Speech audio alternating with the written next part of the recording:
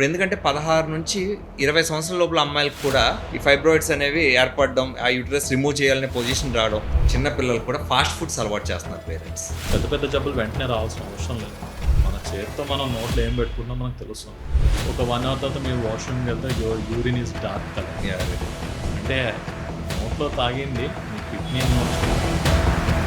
మీరు చెప్పినట్టు ఆ నాళాలు ఇప్పుడు మనం మామూలు చెత్త తింటేనే బాడీ అపరిశుభ్రంగా అయిపోతుంది. ఇలాంటి అడల్టరేటెడ్ ఫుడ్ తింటే ఈ వీడియోని స్కిప్ చేయకుండా చివరి వరకు చూడండి.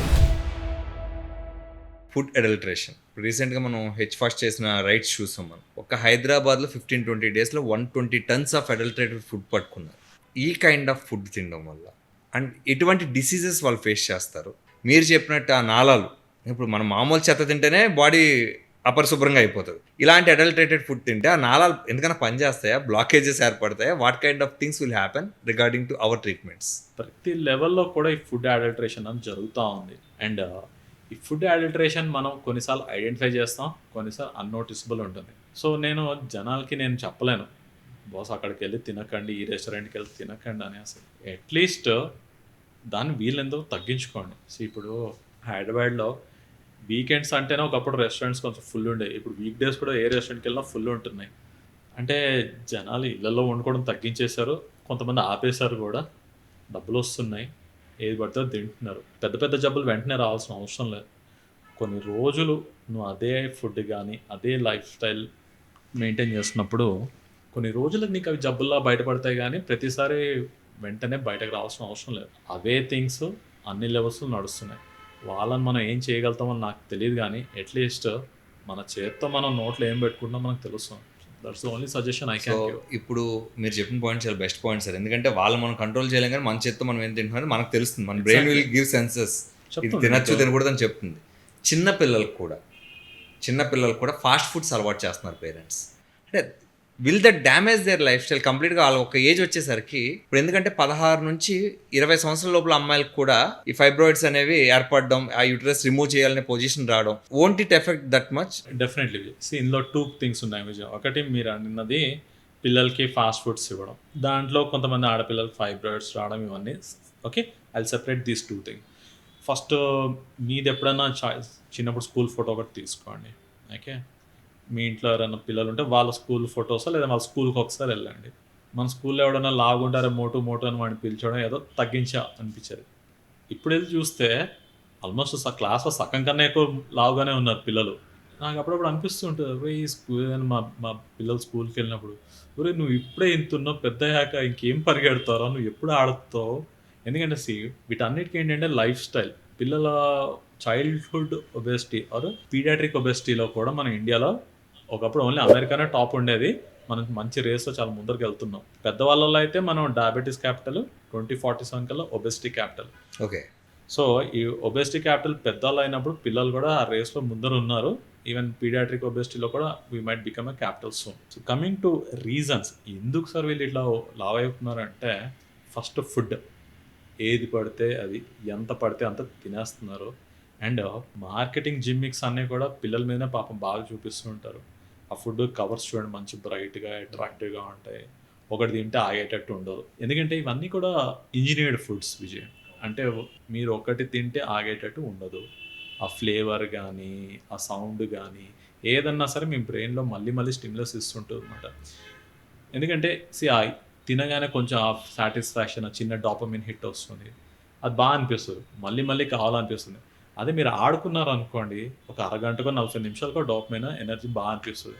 సో జనాలకి అంత ఓపికలు లేక పిల్లలకి కూడా మనం అలవాటు చేసేసి, ఒకసారి అలవాటు అయిన తర్వాత వాడు ఇంకా పేచి పెట్టో కింద బూర్లో ఏదో విధంగా మన దగ్గర అయితే తెచ్చుకుంటాడు. సో ఇమీడియట్ డోపమైన్కి they are getting triggered.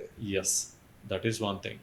And coming to sports, పిల్లలకి స్పోర్ట్స్ అంటే వీడియో గేమ్స్ ఆడుకోవాల్సిందే అన్నట్టు తప్పిస్తే అన్ని ఫోన్లోనే.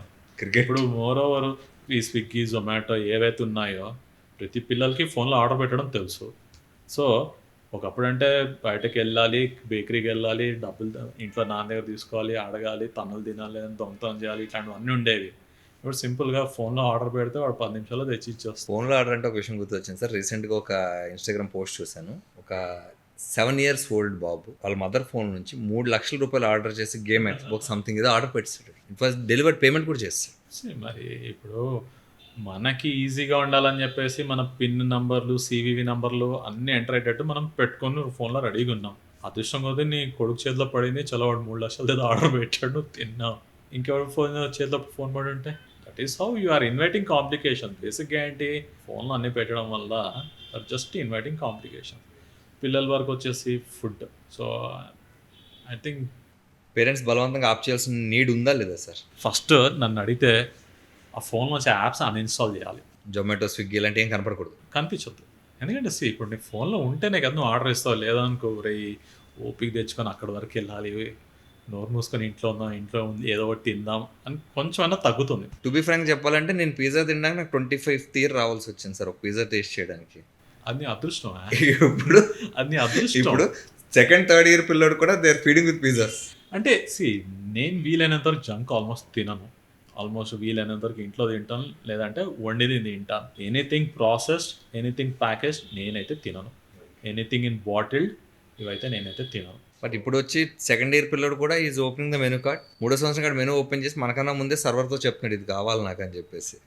ఇప్పుడు నేను ఈ ఏజ్‌లో ఇంత ఫిట్‌గా అనుకుంటూ ఇంత సర్జరీలు చేస్తా I'm quite happy with my life. ఎందుకంటే లక్కీ అదృష్టం దురదృష్టం తెలియదు కానీ నాకు చిన్నప్పుడు జంక్‌కి యాక్సెస్ లేదు. మరి ఇప్పుడు పిల్లలందరికీ జంక్‌కి ఇంత ఓపెన్ యాక్సెస్ ఉంది. Have less access to home food actually. Yes. అంటే హోమ్‌లో ఫుడ్ ప్రిపేర్ చేస్తే వాడికి యాక్సెస్ ఉంటుంది. Right sir, coming to the point. Doctors అందరూ ఎక్కువ చెప్పే విషయం ఏంటంటే ఆల్కహాల్ సేవించొద్దు, ఆల్కహాల్ సేవించడం వల్ల అనేక అనారోగ్యాలు వస్తాయి. But more number of doctors are found in pubs and bars. Doctors పబ్స్‌లో కనిపిస్తున్నారు, క్లబ్‌లో కనిపిస్తున్నారు అంటే that's one way to look at them. ఏంది నాకు చెప్పి నువ్వు ఇక్కడ ఉన్నావా అంటాం. ఎన్ని రోజులకి వచ్చాడో పాపం. అదొకటి కూడా కన్సిడర్ చేయాలి. పాపం డాక్టర్ కూడా అంటే ఎన్ని రోజులకైనా రావచ్చు. ఆల్కహాల్ కన్సంప్షన్ ప్రపోర్షన్ ఉందా? పాత గవర్నమెంట్ స్కూల్ గోడల మీద రాసాడు 1 ముద్దు, 2 హద్దు, 3 వద్దు అనేసి. సేమ్ థింగ్ ఆల్కహాల్కి కూడా నేను అప్లై చేస్తాను అనమాట. 3 నెలలకో 6 నెలలకో సేమ్ మళ్ళీ 1 ముద్దు, 2 హద్దు, 3 వద్దు.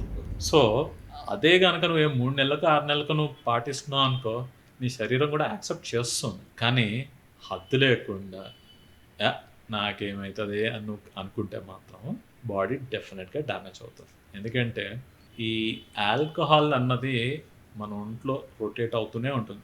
మనం ఒక్కసారి కన్జ్యూమ్ చేసిన తర్వాత కడుపు నుంచి డైజెస్టివ్ సిస్టమ్లో అబ్జర్వ్ అయిన తర్వాత అది రక్తనాళాల్లో తిరిగి అన్ని పార్ట్స్కి వెళ్తుంది. Almost every organ gets influenced or affected with alcohol. So ప్రతి రక్తనాళం పాడేదానికి దండిగా అవకాశాలు ఉన్నాయి. అందరికీ ఆల్కహాల్ తాగితే లివర్ మాత్రమే పాడవుతుంది అనుకుంటారు కానీ ప్రతి ఆర్గన్ ఎఫెక్ట్ అయ్యేదానికి అవకాశం ఉంటుంది. సో ఇప్పుడు ఈ ఆల్కహాల్ కన్సంప్షన్ అనేది directly proportionating to the veins damage. Veins any vascular anyways any రక్త ఇప్పుడు ఎలా అయితే ఇప్పుడు చూడండి సింపుల్ చెప్తాను విజయ్. జస్ట్ ఒక బీట్రూట్ జ్యూస్ తాగండి. ఒక 1 అవర్ తర్వాత మీరు వాష్రూమ్కి వెళ్తే your urine is dark colour. Red. Okay, అంటే నోట్లో తాగింది మీ కిడ్నీలోంచి బయటకు వచ్చింది. అంటే కడుపులోంచి అది రక్తంలోకి అబ్జర్వ్ అయ్యి కిడ్నీస్కి వెళ్ళి కిడ్నీస్ నుంచి కూడా వచ్చింది. Same thing with food and alcohol also. Whatever you take ఇది సర్క్యులేషన్ అవ్వాల్సిందే రక్తం. సో నేను చెప్పేది ఒకటే, if you are drinking or eating something just imagine as if it is floating in your blood vessels. ఏది తింటున్నా తాగుతున్నా ఇది నా రక్తంలోకి తిరుగుతున్నట్టే మీరు ఊహించుకోండి. పర్లేదంటే తినండి. అదే అంటే మనం ఏది తినేటప్పుడు ఒకటే you have to keep in mind అది ఖచ్చితంగా మన రక్తంతో కలుస్తుంది. డెఫినెట్గా కలుస్తుంది. అది తెలియక చాలా మంది ఏమనుకుంటారంటే డైరెక్ట్గా తింటే అరిగిపోయి బయటకు వచ్చేస్తాను. ఇప్పుడు వేలో దేర్ కన్సంప్షన్. నీ ఒంట్లో సింపుల్ పైప్ కాదయ్యా విజయ్. ఓకే, నువ్వు ఏం తిన్నా అన్ని రక్తంలో కలుస్తుంది. Normal plumber can't repair that. నాలాంటి స్పెషల్ ప్లంబర్స్ కాదు మేము, హ్యూమన్ ప్లంబర్స్ మేము. Add it up, that's me.